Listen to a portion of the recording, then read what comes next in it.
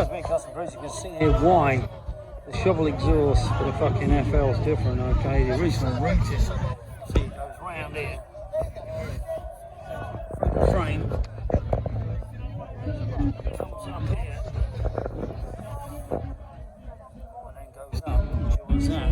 So the stock system, when you get your normal, this will come over here, and the way the fucking exhaust footrest. So that explains why the FL Shovelhead, the exhaust goes up under here and then comes up. That is why you can't fit a normal drag pipe on an FL, okay? Which I didn't know till I seen this.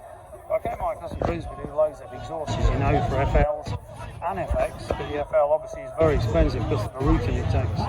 Readjusted 01773 566 customcruises.com. New site, customcruises.eu. Thank you.